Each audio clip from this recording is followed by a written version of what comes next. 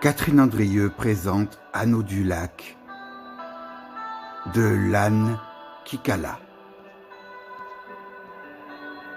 Ce poème est une symphonie de sensations liquides et de réverbérations mystiques, une onde qui s'étire entre la chair et le paysage. Les montagnes rugissent, mais ce n'est pas un cri de fureur, c'est une sérénade oubliée, une mélodie qui s'échappe et se dissout dans l'eau du lac, comme une parole restée en suspens, inachevée. Le texte lui-même semble se fondre dans cette eau, se diluer dans une mémoire aquatique où l'amour, englouti, continue de chanter en silence.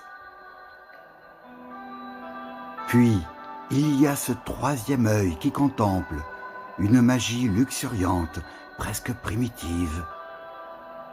Il scrute l'anneau du lac, un cercle d'éternité, ou peut-être une promesse perdue qui brille dans l'Adriatique. Ce détail place l'image dans une géographie incertaine entre réel et imaginaire.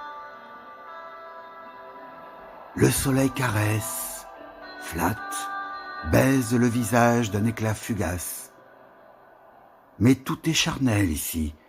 Les lèvres mordent le mot, l'arôme s'accroche aux sourcils. La langue du poème est tactile, presque vorace. Et puis soudain, un frisson.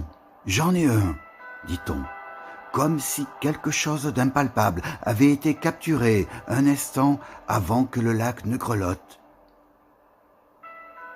Cette vibration dans l'eau est-elle celle d'un souvenir qui se réveille ou d'un désir qui s'éteint?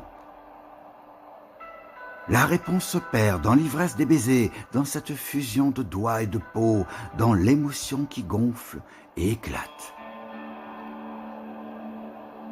Enfin, l'aura s'efface doucement, elle perd la trace de la nostalgie d'antan. Un verre, au contour flou, mais chargé d'une longueur presque abyssale. L'attente elle-même semble s'effacer, se dissoudre, et la cerise fond dans une ivresse lente, sucrée et infinie. Ce dernier instant est une extinction, une absorption sensuelle et douce, comme si le poème lui-même sombrait dans l'eau qu'il évoquait dès les premiers vers. Le poème est une caresse liquide, un vertige d'éléments et de sensations qui s'enlacent dans une danse insaisissable. Il ne raconte pas, il invoque.